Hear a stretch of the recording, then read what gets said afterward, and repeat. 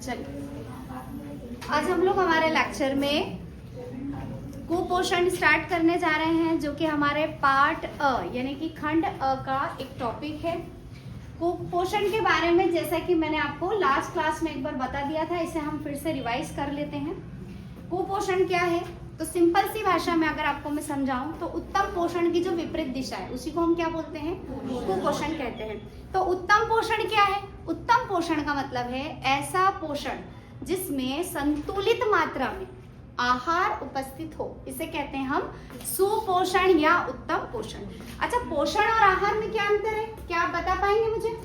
क्या अंतर होता है पोषण और आहार में? अभी हमने दो शब्द सुने, एक शब्द हमने सुना पोषण, क्या सुना? पोषण, और एक हमने सुना आहार। तो क्या आप बता पाएंगे कि पोषण और आहार में क्या अंतर है? पोषण जो उससे मिलता है, देखो, पोषण के अंतर्गत एक संतुलित पोषक तत्व सम्मिलित होते हैं जो आपके शारीरिक विकास के लिए, आपके मानसिक विकास के लिए आवश्यक हैं। आहार का मतलब होता है कि एक समय में जितना भोजन हम ग्रहण कर पाते उसे क्या कहा जाता है? आहार। जैसे सुबह के नाश्ते में मैंने एक गिलास दूध पिया, दूध के साथ में मैं एक पोहा, इतना खाने की क्षमता रखती हूँ, ये मेरा नाश्ते का क्या है? आहार है ना। तो आहार का मतलब होता है एक निश्चित समय में हमारे द्वारा भोजन ग्रहण कितना किया जा सकता है, वो क्या कहलाएगा? आहार। पोषण का मतलब होता है ऐसा भोजन जिसके अंदर संतुलित पोषक तत्व सम्मिलित हो, वो क्या कहलाएगा? आपका पोषण। ठीक है। अब इसके बाद हम देखते हैं आगे, जो कि हमने देखा कि कुपोषण क्या है। तो कुपोषण का मतलब होता है कि किसी व्यक्ति की ऊर्जा एवं पोषक तत्व ग्रहण करने में कमी, अधिकता या संतुलन या असंतुलन, क्या है ये? या असंतुलन, ये क्या कहलाता है? ये कुपोषण कहलाता है। यानी कि यदि आप पोषक तत्वों की कमी आपके शरीर में कर रहे हो, यानी खाना पर्याप्त मात्रा में नहीं खा रहे हो, तो भी आप किसके शिकार हो जाएंगे? कुपोषण के। यदि आप अधिकता के साथ खा रहे हैं तो भी आप किससे ग्रसित हो जाएंगे? कुपोषण से। साथ ही साथ यदि जो आप खाना खा रहे हैं वह खाना असंतुलित है, क्या है? असंतुलित है, तब भी आप कुपोषण से ग्रस्त हैं। यानी कि अगर आप किसी दुबले पतले व्यक्ति को देख रहे हैं, है ना, तो केवल वही कुपोषित नहीं है, बल्कि अत्यधिक मोटा व्यक्ति अगर कोई है तो वह भी किसका शिकार है? कुपोषण का। ठीक है। अर्थात उत्तम पोषण की जो विपरीत दिशा है, यानी कि अत्यधिक मोटा होना या फिर अत्यधिक दुर्बल होना, दोनों ही कंडीशन क्या कहलाएंगी? कुपोषण कहलाएंगे। ये हमने देखा। इसके बाद हमने देखा कि कुपोषण के दो कारण हैं जो कि हमारे सिलेबस में दिया हुआ है। आपको पढ़ना कितना है? जन्म के पूर्व के कारण एवं संरक्षण उपाय। जन्म के बाद के कारण, संरक्षण के उपाय, हम इन्हीं टॉपिक पे ध्यान देंगे। और सबसे पहले देखेंगे हम कि कुपोषण के कारण जन्म के पूर्व क्या, यानी बच्चा, शिशु जब जन्म नहीं लेता है, जन्म लेने के पहले माँ के गर्भ में ही कुपोषण जो है वो शुरू हो जाता है, उसके क्या कारण हो सकते हैं? पहला कारण है कम उम्र में विवाह का हो जाना, है ना। कम उम्र में विवाह कर देते हैं, जिसके कारण क्या होता है? महिला का जो शरीर है वो परिपक्व नहीं होता, गर्भ धारण करने की उसमें कैपेसिटी नहीं होती, और इस कारण क्या होता है? गर्भ में पल रहे शिशु का जन्म से पहले ही कुपोषित होना प्रारंभ हो जाता है। प्रसव के दौरान अगर सही देखरेख ना की गई हो। सामाजिक प्रथाएं। अच्छा, हमारे समाज में एक प्रथा ये भी है। क्या प्रथा है? हर जगह आपने देखा होगा, कहीं भी हम भोजन वगैरह करने जाते हैं तो वहां एक प्रथा आपने देखी होगी कि पहले पुरुष जिमेंगे और बाद में महिलाएं। और इस कुप्रथा के कारण क्या होता है? यदि कोई महिला जो है वो गर्भवती है ना, तो गर्भवती महिला को समय से क्या चाहिए? पूरा पोषण चाहिए। लेकिन जब समय से उसको पूरा पोषण नहीं मिल पाता है, लंबे लंबे अंतराल में जब वो खाना खाती है, उससे गर्भ में पल रहे शिशु को नुकसान पहुंचता है। तो हमारी कुछ ऐसी सामाजिक प्रथाएं हैं, जिन सामाजिक प्रथाओं के कारण भी क्या होता है? जन्म से पहले से बच्चा माँ के गर्भ में कुपोषित होना शुरू हो जाता है। इसके बाद हमने देखा माता को गर्भावस्था के दौरान पोषक तत्व नहीं मिल पाया। यानी खाना तो वो खा रही है, लेकिन ऐसा खाना नहीं खा रही है जिसमें क्या चीज है? पोषक तत्व, है ना भाई। आप पिज्जा बर्गर दिन भर खा रहे हो, आप नूडल्स खा रहे हो, लेकिन आपको क्या नहीं मिल रहा है? जो इम्पोर्टेंट न्यूट्रिएंट है खाने में, जो चाहिए आपको, क्या चाहिए भाई? पोषक तत्व युक्त खाना चाहिए ना। जब ये खाना आपको पर्याप्त नहीं मिलेगा तब क्या होगा? पोषक तत्वों की कमी हो जाएगी। अगला हमने देखा किशोरियों की मासिक धर्म में अपर्याप्त देखभाल। देखो, ये बहुत इंपॉर्टेंट फैक्टर है, यानी कि अगर कहा जाए कि कुपोषण की शुरुआत कहाँ से होती है, तो किशोरियों से ही हो जाती है। बच्चियों को जब वो मासिक चक्र से प्रारंभ होती है, यानी जब वो शुरुआत होती है, रजोधर्म की जब शुरुआत होती है, उस दौरान यदि किशोरियों की ठीक से देखभाल नहीं की जाए, उनके स्वास्थ्य का देखरेख नहीं किया जाए, उनकी हाइजीन का ध्यान न रखा जाए, तब इस सिचुएशन में कई सारी चीजों का उनको सामना करना पड़ता है।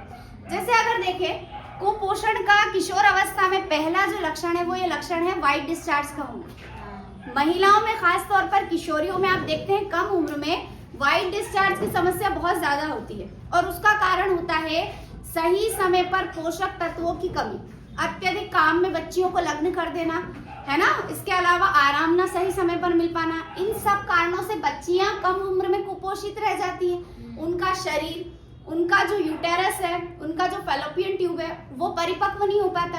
कम उम्र में फिर शादियां हो जाती है, उससे आने वाला जो शिशु है, जन्म लेने वाला जो शिशु है, वो भी क्या हो जाता है, फिर कुपोषित हो जाता है। बार बार कम अंतराल में गर्भाधान करना भाई हमारे समाज की एक प्रथा है। सबसे मेन प्रथा तो क्या है कि भैया अगर बेटियां हो गई हैं तो क्या चाहिए, बेटा होना चाहिए, और फिर टाइम इंटरवल नहीं देते हैं। जैसे हमारे WHO के अनुसार कितने वर्ष का गैप होना चाहिए, लगभग 3 वर्ष का। पहले शिशु ने, प्रथम शिशु और दूसरे शिशु के बीच में लगभग 3 साल का जो है वो अंतराल होना चाहिए। लेकिन हमारे समाज में क्या प्रथाएं चल रही हैं, फटाफट बच्चे कर लो, एक साथ जल्दी क्या हो जाएंगे, बड़े हो जाएंगे। तो इन सब चीजों के कारण क्या होता है कि जब पहले वाला बच्चा ठीक से पोषित नहीं हो पाया और दूसरा बच्चा माँ के गर्भ में जन्म लेने लगता है, तो प्रथम बच्चे को स्तनपान प्रॉपर नहीं हो पाता। स्तनपान हो भी रहा होता है तो क्योंकि चूंकि गर्भ में पल रहे बच्चे को भी पोषक जरूरी है, तो स्तन से बच्चा जो फीड हो रहा है, जो बच्चा जो परवरिश कर रहा है, जो बड़ा हो रहा है, उसको सही पर्याप्त मात्रा में पोषक नहीं मिल पाता है, और इस कारण बच्चे क्या रह जाते हैं, कुपोषित रह जाते हैं। अब कुपोषण के बाद यानी कुपोषण का कारण जन्म के बाद क्या है, यानी बच्चा ने जन्म तो ले लिया है, लेकिन जन्म के बाद वो कुपोषित रह गया, उसके क्या क्या कारण है। तो एक तो उसको माँ का पहला गाढ़ा दूध, जिसे हम पीला गाढ़ा दूध कोलेस्ट्रॉम कहते हैं, वो नहीं मिल पाना। अच्छा, ये भी एक सामाजिक कुप्रथा है। कई जगह स्पेशली गाँव में कई महिलाओं के घरों में हमने ये देखा है कि बच्चों को पहला जो पीला गाढ़ा दूध, जो उसके लिए एक रोग प्रतिरोधक क्षमता का काम करता है, वो नहीं पिलाया जाता। ऐसा कहा जाता है कि ये दूध खराब है, इसका सेवन नहीं किया जाएगा, इसको पहले हटाएंगे और 2 दिन बाद बच्चे को दूध देना शुरू करेंगे।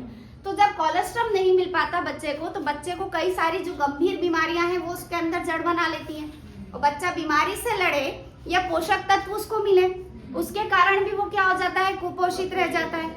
सेकंड क्या है, जन्म के समय से ही अगर बच्चे का वजन कम है तब भी क्या होगा, वो आगे चल के भी कुपोषित ही रहेगा। बार बार अगर बच्चा डायरिया से पीड़ित हो रहा है, यानी अगर उल्टी दस्त की समस्या से जूझ रहा है, तब जितना भी पोषण उसके शरीर में जा रहा है या जो आहार आप उसे दे रहे हैं वो आहार उसको नहीं लग पाएगा, और क्या रह जाएगा, बच्चा कुपोषित रह जाएगा। तो ये जो कारण हम सब पढ़ रहे हैं कि बच्चे के जन्म लेने के बाद के कारण है, यानी बच्चे ने जन्म ले लिया है शैशवावस्था में, यानी बहुत छोटी उम्र में बच्चा कुपोषित हो रहा है, उसके क्या क्या कारण है। अगला है पूरक पोषण आहार की कमी। पूरक पोषण आहार मतलब क्या, जो सप्लीमेंट फूड है, जो कि 6 माह के बाद बच्चे के लिए अति आवश्यक है ना। जब बच्चा 6 माह का होता है तब जरूरी है कि स्तनपान के भी बाद उसके साथ साथ, स्तनपान के साथ साथ उसको दूसरी चीजें भी डाइट में इंक्लूड करके दी जाए। लेकिन जब पूरक पोषण ठीक से नहीं मिल पाता, उसके कारण बच्चा क्या रह जाता है, कुपोषित रह जाता है। अच्छा, पूरक पोषण मिल रहा है लेकिन वैसा नहीं मिल रहा है जैसा बच्चे के पोषक तत्व के साथ उसको जरूरी चाहिए।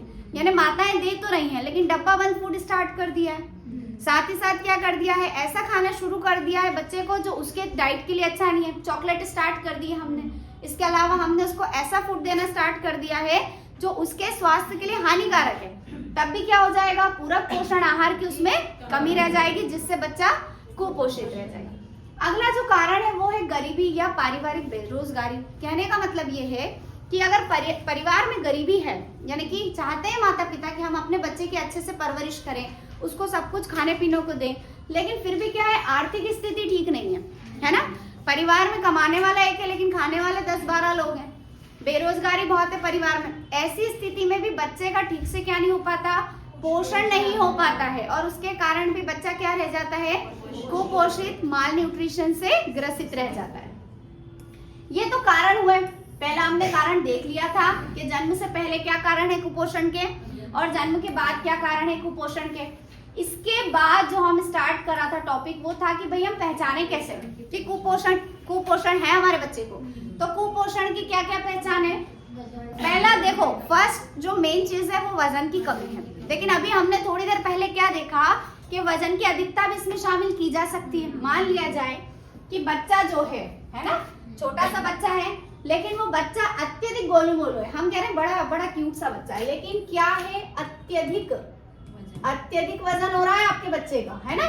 तो अत्यधिक वजन होना भी बच्चे में कुपोषण है ना। हद से ज्यादा अगर बच्चा हेल्दी है, अगर उसकी आयु के हिसाब से बच्चे का वजन बहुत ज्यादा है, इसका मतलब बच्चा क्या है, कुपोषित है। यानी आप उसको ऐसा फास्ट फूड या ऐसा खाना दे रहे हैं जो उसके स्वास्थ्य के लिए हानिकारक है। आप उसको पोषण आहार में इस तरीके की चीजें दे रहे हैं जो उसके स्वास्थ्य पे नकारात्मक प्रभाव कर रहा है, तब भी आपका बच्चा किस श्रेणी में आ जाएगा, कुपोषण में।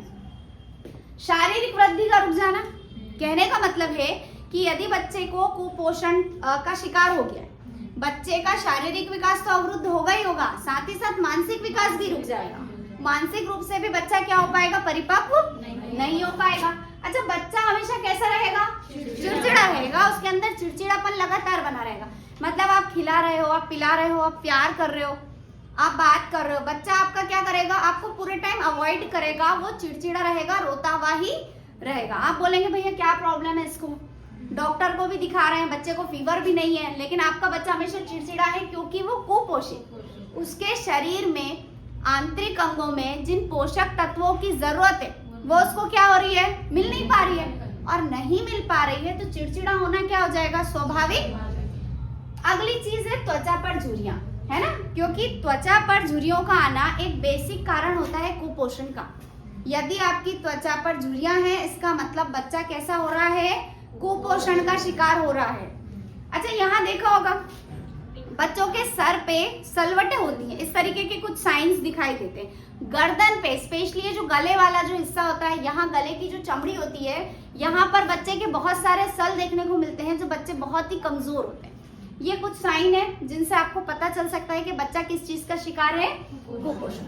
अगली है पीली त्वचा। पीली त्वचा होने का कारण रक्त की अल्पता, रक्त की कमी। भाई बच्चे को अगर रक्त की कमी है तो त्वचा कैसी हो जाएगी, पीली। आप देखते हैं नवजात जब होता है तब उसका जो कलर होता है वो रेडिश होता है ना, लाल रंग का होता है, क्योंकि नवजात बच्चे में लाल रक्त कणिकाओं की अधिकता पाई जाती है। जन्म लेने वाला जो बच्चा होता है, जब जन्म लेता है तब वो लाल लाल रंग का होता है ना, क्योंकि उसमें आरबीसी बहुत ज्यादा है। लेकिन अगर आरबीसी की कमी हुई तो त्वचा का रंग कैसा दिखाई देगा, पीला दिखाई देगा। अच्छा, नींद हमेशा आएगी बच्चे को, क्या रहेगा, नींद। बच्चे को हमेशा क्या आएगी, नींद आएगी। यानी जैसे सो के उठा है, फिर स्तनपान करवाया आपने और उसके बाद वापस फिर क्या हो गया, सो गया।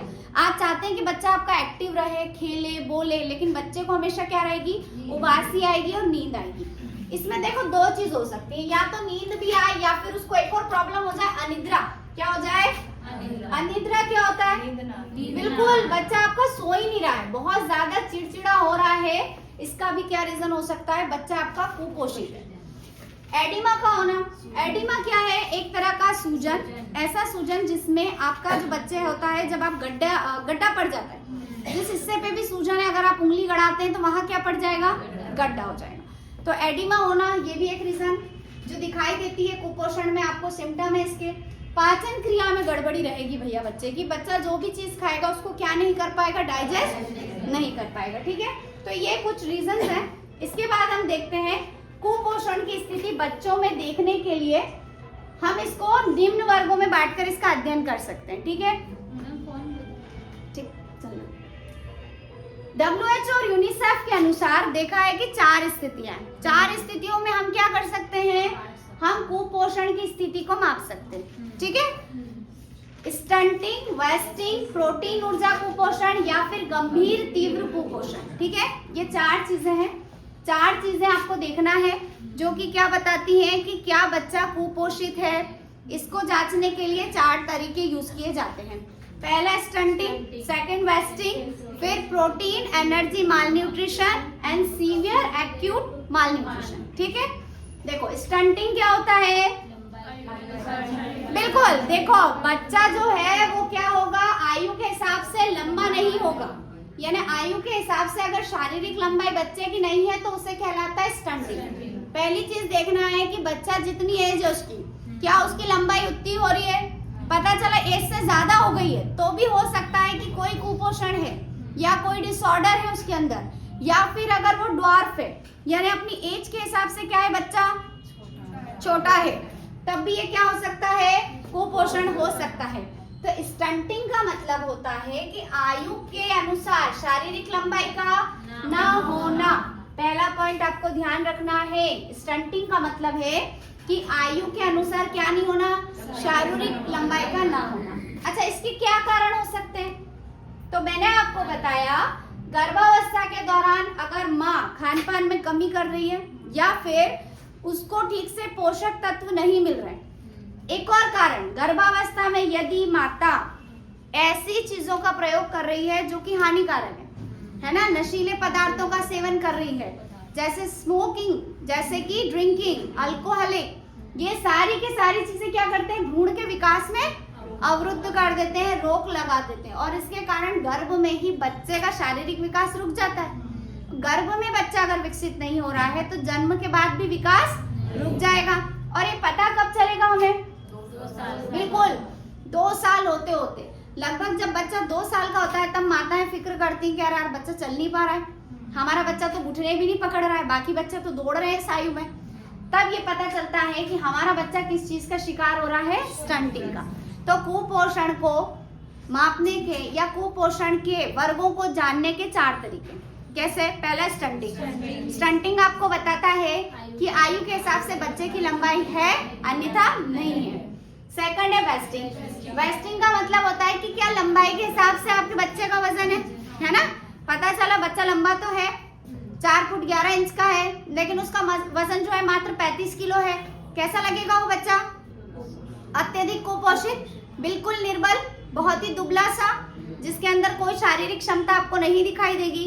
तो ये दूसरा तरीका है कुपोषण को देखने का। क्या देखेंगे हम? वेस्टिंग। वेस्टिंग में क्या देखते हैं कि बच्चे का जो लंबाई है वो उसके वजन के अनुरूप है अन्यथा नहीं है। पहला तरीका स्टंटिंग, समझ में आया? देखो एग्जाम में आपको सीधे सिंपल याद रखना है, स्टंटिंग का मतलब होता है कि आपका आयु के अनुसार शारीरिक लंबाई, यानी आपकी जो एज है, एज के हिसाब से आप उतने लंबे हैं अन्यथा नहीं है। वेस्टिंग का मतलब होता है, वेस्ट का मतलब ही होता है आपका कमर वाला हिस्सा, ठीक है। तो यहाँ आपको क्या देखना है कि लंबाई के हिसाब से वजन है या नहीं है, ठीक। अच्छा, मान लिया जाए कि कोई व्यक्ति 4 फुट का है और वेट 60 प्लस 70 प्लस गेन कर रहा है, तो उसको भी किस में डालेंगे? कुपोषण की श्रेणी में ही डालेंगे, है ना, क्योंकि अत्यधिक पोषक तत्वों को ग्रहण करना या कम करना, दोनों ही केसेस क्या कहलाएंगे? कुपोषण, ठीक। अच्छा, अब हम देखते हैं इसका क्या कारण है। आप वेस्टिंग के शिकार हो, यानी लंबाई के हिसाब से आपका वजन नहीं है, तो इसके क्या कारण है? पहला कारण है या तो पोषक तत्वों की कमी या अधिकता, यानी या तो आप कम खा रहे हैं या आप ज्यादा ही खा रहे हैं, ठीक है। यदि आपकी हाइट के हिसाब से आपका वेट नहीं, अच्छा इसको नापने का एक तरीका होता है जिसे हम क्या बोलते हैं? Body mass index, BMI. BMI एक तरीका होता है जिससे आपको ये पता चल जाता है कि भाई आप जो है सही दिशा में कर रहे हैं ग्रोथ या नहीं कर रहे हैं, ठीक है, जिसे हम क्या बोलते हैं? बीएमआई। बीएमआई क्या चीज है? Body mass index. Body mass index कैसे नापा जाता है, जल्दी बताएं, किसी को पता हो तो। भाई आपका जो वजन है, वजन को किलोग्राम में, और आपका जो लंबाई है उसको मीटर स्क्वायर। देखिए कैसे नापा जाता है बीएमआई? वजन के बटे में मीटर स्क्वायर में लंबाई। लंबाई कैसी? मीटर स्क्वायर, ठीक है। यानी आपका जो भी वजन है आप उसको ऊपर लिखिए, आइदर आप 40 केजी के हैं, 60 केजी के हैं, और आपकी जो भी लंबाई है उस लंबाई को आपको डबल मतलब मीटर स्क्वायर में आपको मल्टीप्लाई करना है। आपके पास जो भी आंसर आता है, यानी मान लीजिए आपका आंसर आ रहा है 18.5 से कम, तो इसका मतलब कि आप कुपोषित हो, और किस श्रेणी में, यानी आप कम खा रहे हो, ठीक। अगर आपका बीएमआई 25 से ज्यादा आ रहा है, यानी आप तो ज्यादा अधिकता है भैया, आप ज्यादा खा रहे हो, ठीक है। तो तो BMI एक तरीका होता है जिसके द्वारा आप पता कर सकते हैं कि आप में कुपोषण की स्थिति क्या है। यदि आपका बॉडी मास इंडेक्स 18.5 से कम आ रहा है, इसका मतलब आप में पोषक तत्वों की अल्पता है, यानी कि कमी है। और अगर 25 से ज्यादा आ रहा है, मतलब आप ज्यादा खा रहे हो, अब आपको रुकने की आवश्यकता है। ठीक है, चलिए, तो ये दो चीजें बताई मैंने आपको, स्टंटिंग एंड वेस्टिंग। इसमें कोई समस्या नहीं। आगे बढ़ जाते हैं, हम देखते हैं PEM। PEM क्या होता है? Protein energy malnutrition. Protein energy malnutrition जो है वो ऐसे जगहों पर विशेष तौर पर देखने को मिलता है जहां पर भोजन की बिल्कुल अपर्याप्तता होती है, खास तौर पर भूखमरी वाले क्षेत्रों में, यहाँ जहां पर खाद्य पदार्थ या संसाधनों की बहुत ज्यादा कमी है। गरीब देशों में, अकाल की स्थितियों में आपको इस तरह के केस देखने को मिलते हैं। प्रोटीन मालन्यूट्रिशन की हालत तब बनती है जब लंबे समय तक व्यक्ति को कार्बोहाइड्रेट और वसा बिल्कुल ना मिले। देखो, हमारे शरीर को काम करने के लिए किस चीज की जरूरत है? ऊर्जा। क्या चाहिए हमको? ऊर्जा। ऊर्जा का सबसे पहला जो स्रोत है, यानी आपकी बॉडी जो एनर्जी कंज्यूम करती है वो सबसे पहले करती है कार्बोहाइड्रेट से। किससे करती है? कार्बोहाइड्रेट से। भाई कार्बोहाइड्रेट क्या है, हमें मैडम कहाँ से मिलेगा ये भी बता दे। तो आप जो डेली डाइट में खाना खाते हैं, आप रोटी, चावल, दाल, सब्जी वगैरह जो भी चीज लेते हैं, सारी चीजों में मौजूद होता है कार्बोहाइड्रेट। कार्बोहाइड्रेट आपके शरीर को एनर्जी देता है और इसी एनर्जी से आप दैनिक चर्या का रोज काम करते हैं। आपका चलना, बोलना, फिरना, इवन बात करना, सोचना, पढ़ना, आपकी सारी दैनिक चीजें जो होती हैं वो इस कार्बोहाइड्रेट के द्वारा दी गई एनर्जी से ही होती हैं। तो पहला जो सोर्स है एनर्जी का वो क्या है भाई? कार्बोहाइड्रेट। आप बात यही कर रहे हो एनर्जी की, है ना? तो फर्स्ट ऊर्जा को प्राप्त करने का सोर्स है कार्बोहाइड्रेट। जब आपके शरीर में लंबे समय तक कार्बोहाइड्रेट आपको नहीं मिल रहा है, मान लो कि आप फ्रूट्स नहीं खा रहे हैं, आप सैलेड नहीं खा रहे हैं, आप खाना नहीं खा रहे हैं, तब हमारी बॉडी में स्टोर जो फैट होता है, हमारे शरीर में वसा जमा होती है जो कि चर्बी के रूप में होती है, जिसे हम कहते हैं फैट। इसकी एक एडिपोज लेयर हमारी बॉडी में मौजूद होती है। जब आप लंबे समय तक कार्बोहाइड्रेट शरीर को नहीं देते हो, पर शरीर को तो जिंदा रहना है, उसको ऊर्जा चाहिए, तो ऊर्जा प्राप्त करने के लिए जो सेकंड ऑप्शन जो बॉडी यूज करती है वो होती है फैट। यानी अगर आप लंबे समय तक शरीर को कार्बोहाइड्रेट नहीं देंगे, तब शरीर आपके अंदर मौजूद वसा का उपयोग ऊर्जा प्राप्त करने के लिए करेगा। तब सेकंड क्या यूज होगा? फैट। क्या यूज होगा? फैट। यानी आपके शरीर में मौजूदा फैट का यूज एनर्जी प्राप्त करने के लिए होगा। लेकिन जब आपके शरीर का पूरा फैट भी कंज्यूम कर लिया गया है, अब आपके शरीर में बचता है प्रोटीन। क्या बचता है? प्रोटीन। और जब प्रोटीन का यूज होता है तब बात आती है खतरनाक वाली कुपोषण की। किस चीज की? कुपोषण की। यानी एक ऐसी स्थिति होती है जब अत्यधिक कुपोषण आ जाता है, शरीर बिल्कुल ज्यादा आपका क्या हो जाएगा? दुर्बल हो जाएगा। तो प्रोटीन एनर्जी मालन्यूट्रिशन की स्थिति तब मिलती है या तब बनती है जब आपके शरीर में लगातार ना तो कार्बोहाइड्रेट आपको मिल रहा है, ना मिल रहा है वसा। तब शरीर क्या करेगा? शारीरिक वृद्धि रुक जाएगी और अचानक आपके वजन में क्या होगी? कमी आ जाएगी। और एनर्जी प्राप्त करने के लिए शरीर आपके बॉडी के अंदर मौजूद प्रोटीन को कंज्यूम करना स्टार्ट कर देगा। आइए बात समझ में पूरी, ठीक है? अब इसके दो प्रमुख रोग होते हैं, यानी अगर बॉडी आपकी प्रोटीन एनर्जी मालन्यूट्रिशन का शिकार हो रही है तो इसके दो आपको डिसीज देखने को मिलेंगे। पहला है क्वाशियरकॉर। क्वाशियरकॉर जो डिसीज होती है, ये डिसीज आपको बच्चों में देखने को मिलती है। इस डिसीज के अंदर क्या होता है? बच्चे का पेट मोटा हो जाता है, जिसमें एडिमा होता है, यानी कि एक लिक्विड भरा होता है। यानी अगर आप उंगली डालेंगे तो वहां गड्ढा मौजूद आपको दिखाई देगा। इसमें बच्चे का फेस मून फेस हो जाता है। और एक और इसका जो सिम्टम है वो एडिमा, यानी कि सूजन, है ना? अच्छा, क्वाशियरकॉर में बच्चा कभी भी आपको दुबला पतला सा या कुपोषित दिखाई नहीं देगा। मैरिस्मस एक दूसरी गंभीर रोग है जो कि प्रोटीन एनर्जी मालन्यूट्रिशन के कारण होता है। इसमें बच्चे का फेस कैसा हो जाएगा? मंकी फेस हो जाएगा। और स्किन कैसी हो जाएगी? लूज, यानी पूरी के पूरी जो त्वचा है उसमें झुर्रियां पड़ जाएंगी, त्वचा लटक जाएगी, त्वचा कैसी हो जाएगी? बिल्कुल लूज, यानी ऐसा लगेगा कि हड्डियों ने अपना पूरा मांस जो है वो छोड़ दिया है। बिल्कुल आपको स्किन लूज दिखाई देगी। तो ये दो सिम्टम्स होते हैं क्वाशियरकर के और मैरस्मस के। क्वाशियरकर मेनली बहुत छोटे बच्चों में देखने को मिलता है, मैरस्मस जो है वो बच्चों में और थोड़े उनसे बड़े यानी वयस्क तक में आपको देखने को ये वाली कंडीशन मिल सकती है। तो ये दो रोग हैं जो कि किसके कारण होते हैं? Protein energy malnutrition. Protein energy malnutrition समझ में आया? जब आपकी बॉडी को लगातार ना कार्बोहाइड्रेट मिल रहा है ना फैट मिल रहा है, तब बॉडी एनर्जी प्राप्त करने के लिए प्रोटीन का यूज करेगी और इससे आपको प्रोटीन एनर्जी मालन्यूट्रिशन हो जाएगा। चलिए लास्ट हमने देखा इसमें severe acute malnutrition. Severe acute malnutrition का मतलब होता है गंभीर तीव्र कुपोषण। ऐसा कुपोषण जिसमें आपकी बॉडी बहुत ज्यादा सफर कर रही है, लगातार आपको पोषक तत्व मिल ही नहीं रहे हैं। इसको मापने का एक तरीका होता है जिसमें आपको एक स्केल का यूज करना होता है। ये स्केल की जो परिधि होती है कहाँ से नापी जाती है? आपकी मिड आर्म से, जिसे हम कहते हैं मिड आर्म सर्कमफेरेंस। आपका जो मिड आर्म, आपकी जो बाह होती है, ऊपरी बाह, उसकी परिधि को नाप के पता किया जाता है कि क्या आप एक्यूट मालन्यूट्रिशन का शिकार हैं या नहीं है। अगर इसकी परिधि 115 मिलीमीटर यानी कि 11.5 सेंटीमीटर से कम आती है, इसका मतलब जिस भी बच्चे में ये प्रॉब्लम है यानी कि 115 मिलीमीटर से स्केल पे उसका रेशो कम आ रहा है मिड आर्म का, तो वो किससे कुपोषित है? गंभीर तीव्र कुपोषण का शिकार है भैया, अत्यधिक कुपोषण है उसको। ठीक है, तो आपको डाटा इसमें याद क्या रखना है?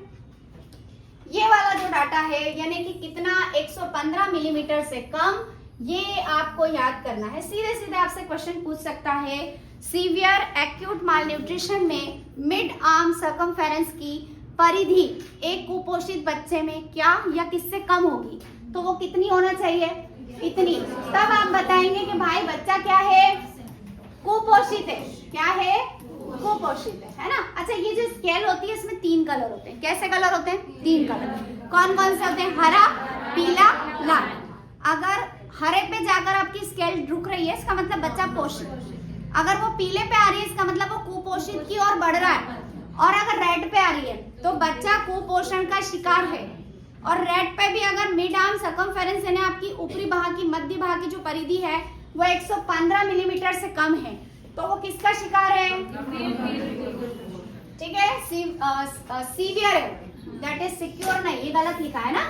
सीवियर एक्यूट मालन्यूट्रिशन का वो शिकार। चलिए अब हम देखते हैं कि जन्म के समय बच्चे का वजन कितना होना चाहिए। हम बात कर रहे हैं कुपोषण की, तो पता भी तो होना चाहिए कि सुपोषण की स्थिति क्या है ना। हम देख रहे हैं कि कुपोषण क्या है, तो सुपोषण भी तो पता होना चाहिए ना कि जन्म के समय बच्चे का वजन कितना हो, तो हमें पता चले कि बच्चा जो है हमारा पोषण से परिपूर्ण है, पोषित है। तो जन्म के समय ये माना जाता है कि लगभग 2.3 केजी, इसको अप्रोक्स आप 2.5 यानी 2.5 के समथिंग मान सकते हो। 2.5 से अगर 4.5 किलो का बच्चा हो तो उसको बोलते हैं कि बच्चा जो है आपका हेल्दी है ना। एक स्वस्थ बच्चे की पहचान है कि उसका जो एवरेज वेट है इतना होना चाहिए। लेकिन औसतन जो वेट जो WHO ने माना है वो माना है लगभग 3.5 केजी, यानी कि बच्चा 7.7 पाउंड का एक स्वस्थ बच्चा माना जाता है। ये जो है औसतन वेट है जो होना चाहिए। अच्छा, इस कैटेगरी के बीच भी बिलोंग कर रहा है बच्चा तो इट्स ओके, बच्चा ठीक है, इसको स्वस्थ मानते हैं। बच्चे का वजन किस हिसाब से फिर बढ़ना चाहिए आगे जाके? भाई बच्चे का जन्म हो गया, जन्म के बाद आपको ये चीज ध्यान रखना है कि 5 माह या 6 माह लगभग दोनों एक ही अवधि होती है। इसके समय आपका बच्चा जन्म के समय जितना था उससे कितना होना चाहिए? 2 गुना। यानी मान लो कि एक बच्चा जन्म के समय 2.5 केजी का था तो 5 माह के बाद उसका वजन कितना हो जाना चाहिए? 5 केजी होना चाहिए। फिर 1 साल में उसका वजन कितना होना चाहिए? 3 गुना। यानी अगर जन्म के समय बच्चा 2.5 का था तो वो 1 साल में कितना होना चाहिए? ये बिल्कुल एक्यूरेट है, यह होना ही चाहिए। यदि ऐसा नहीं हो रहा है, यदि ऐसा नहीं हो रहा है तो आपका बच्चा कहीं ना कहीं माल न्यूट्रिशन का शिकार हो रहा है। आपको तत्काल प्रभाव से क्या करना चाहिए? उसके स्वास्थ्य पर, उसकी हेल्थ पर फोकस करना चाहिए। अच्छा, हाइट नापने के लिए मैंने कुछ उपकरण भी बताए थे।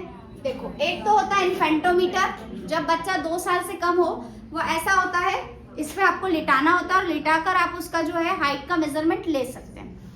एक होता है स्टेडियोमीटर 2 साल से जो बच्चा बड़ा हो जाए, ऐसा एक इंस्ट्रूमेंट होता है लंबाई, जिससे आप उसकी नाप सकते हैं। तो ये 2 इंस्ट्रूमेंट है जिससे क्या नापा जाता है, बच्चे का हाइट नापा जाता है। ठीक, 2 साल से कम बच्चे के लिए इन्फेंटोमीटर, 2 साल से अधिक बच्चा बड़ा हो तो स्टेडियोमीटर। अच्छा, ये दोनों ही नाम स्टेडियोमीटर एंड इन्फेंटोमीटर आपकी लास्ट एग्जाम यानी प्रीवियस एग्जाम में पूछे जा चुके हैं।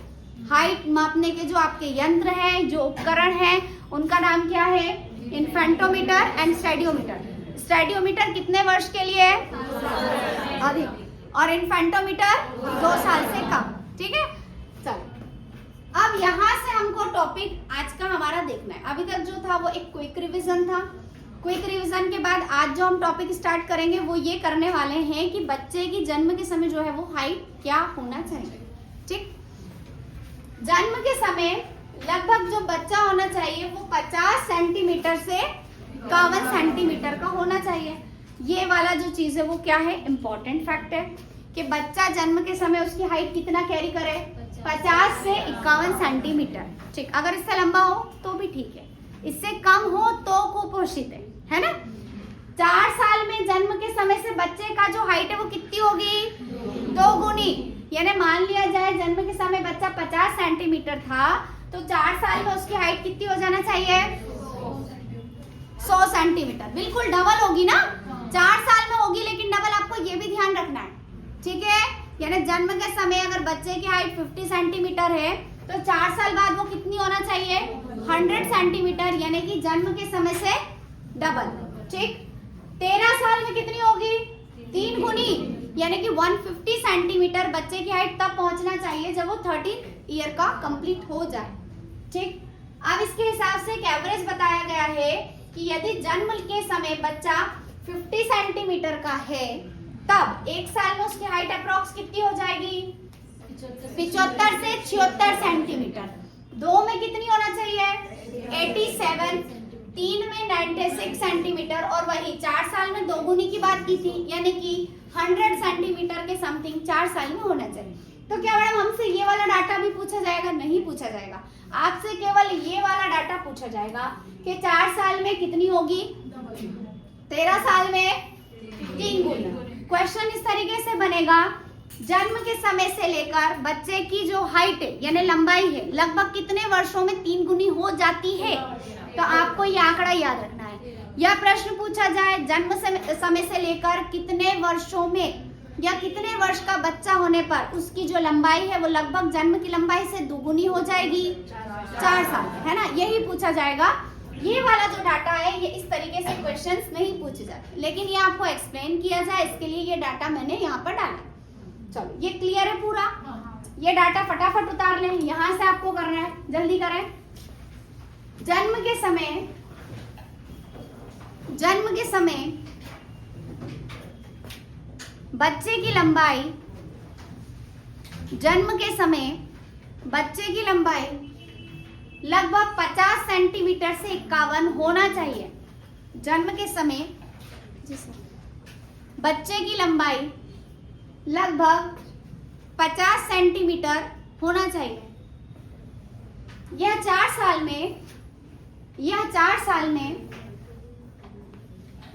साल में 2 गुनी हो जाना चाहिए।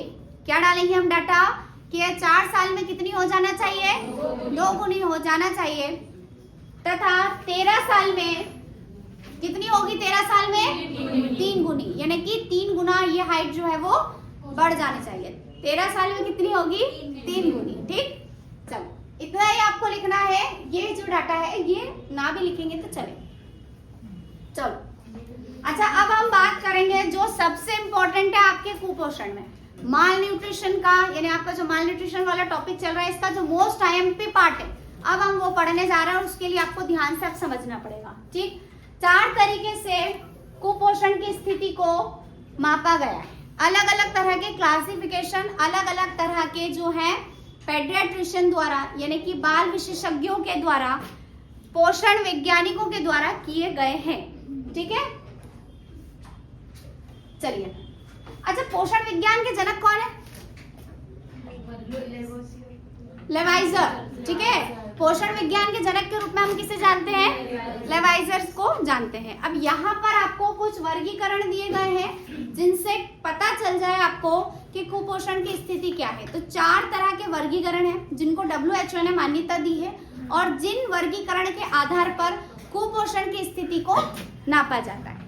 पहला जो वर्गीकरण हम देखेंगे वो देखेंगे गोमेज का वर्गीकरण। क्या देखेंगे? गोमेज का वर्गीकरण। कब दिया है इन्होंने वर्गीकरण? तो 1956 में। इन्होंने क्या किया? आयु और लिंग के आधार पर, यानी कि एज और सेक्स डिफरेंस के आधार पर, यानी लड़का है या लड़की है उसके आधार पर, शरीर के वजन के आधार पर कुपोषण को 3 श्रेणियों में बांटा है। ठीक है, अब यहाँ 4 दिख रहे होंगे। तो ये तो सामान्य स्थिति है भाई, जो सामान्य बच्चा होगा उसका इतना, बाकी 3 जो है कुपोषण की स्थितियां ये है। बोले हमें कुछ समझ में नहीं आया, अब समझाते हैं। देखो करना क्या है, सिंपल सी चीज है, ध्यान से देखेंगे आप।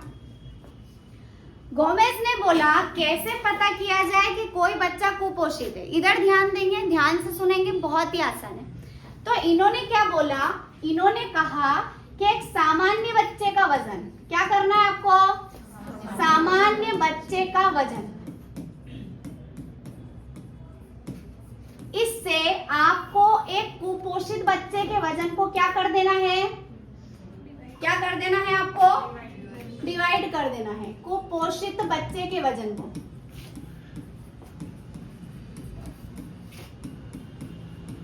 और कर देना है आपको गुणित 100। ठीक, ये कहा गोमेज साहब ने। क्या कहा कि मान लिया जाए जन्म के समय, जब जन्म हुआ है, जन्म के समय एक सामान्य बच्चा, जो सामान्य बच्चा था उसका वजन था 3000 ग्राम। कितना? 3000, मतलब लगभग 3 किलो, है ना। और एक कुपोषित बच्चे ने भी जन्म लिया उसी समय, ठीक, उसका वजन था 1500। कितना था? 1500। अब आपको क्या करना है? जल्दी अब फटाफट बताओ आंकड़ा क्या आने वाला है इसका? मैथ्स भी है ना आपको, जल्दी बताओ।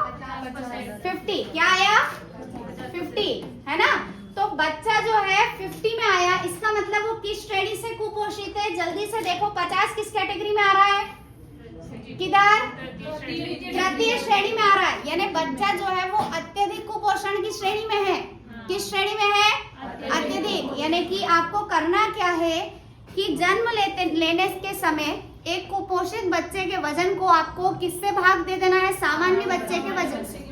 गुणा करना है उसमें किसका? 100 का गुणा करने के बाद जिस प्रतिशत के अंदर बच्चे की स्थिति आती है वो बताता है उसकी कुपोषण की स्थिति कहाँ पर है। ठीक, उन्होंने कहा कि यदि 90% से अधिक आ रहा है आपका, तो बच्चा किस कैटेगरी में है? सामान्य, यानी बच्चा कैसा है? नॉर्मल। अगर प्रथम डिग्री कुपोषित है, यानी फर्स्ट स्टेज माल न्यूट्रिशन से ग्रसित है बच्चा, तो वो 76 से 90 के बीच में बिलोंग करेगा आंकड़ा। अगर बच्चा सेकंड डिग्री पे कुपोषित है तो वो आंकड़ा कहाँ जाएगा? 61 से 75। और बच्चा अगर थर्ड डिग्री यानी अत्यधिक कुपोषित है तो आंकड़ा कहाँ पहुंचेगा? 60 से कम। ये समझ में आया?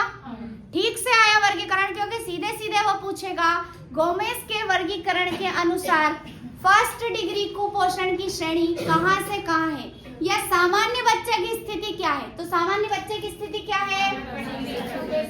फर्स्ट डिग्री की, सेकंड की 61 से 75, और थर्ड डिग्री यानी कि अत्यधिक कुपोषण क्या है? 60 से कम। तो बिल्कुल लिख लीजिए, ये वाला जो डाटा है गोमेज का वर्गीकरण, और ये बहुत इंपॉर्टेंट है। क्या है ये? बहुत ज्यादा इंपॉर्टेंट। आपके कुपोषण वाले टॉपिक में 4 प्रकार से आपको वर्गीकरण पढ़ना है। एक आप पढ़ेंगे गोमेज का वर्गीकरण, एक पढ़ेंगे आप वेलकम का वर्गीकरण, एक वाटरलू का वर्गीकरण, और एक IAP यानी इंडियन एसोसिएशन ऑफ पेडियाट्रिक्स का वर्गीकरण। ये 4 वर्गीकरण के आधार पर आपको कुपोषण की स्थिति देखना है। पहली अभी हमने जो पढ़ी है वो क्या है? गोमेज का वर्गीकरण। गोमेज के वर्गीकरण के अनुसार उन्होंने आयु और लिंग के आधार पर शरीर के वजन को एक आधार बनाया और कुपोषण की कितनी श्रेणियां दी? 3। ठीक है, एक जो है वो तो सामान्य है, सामान्य जो है वो कुपोषण में नहीं डाल सकते हो। कुपोषण की 4 स्थितियां सामने आपके ये रही। पहली जो कुपोषण की स्थिति है वो 76 से 90%, दूसरी जो है वो 61 से 75% और तीसरी जो श्रेणी है वो है 60 से कम। चलिए हाँ कर लीजिए, स्टार प्लीज लगा लीजिएगा, ठीक।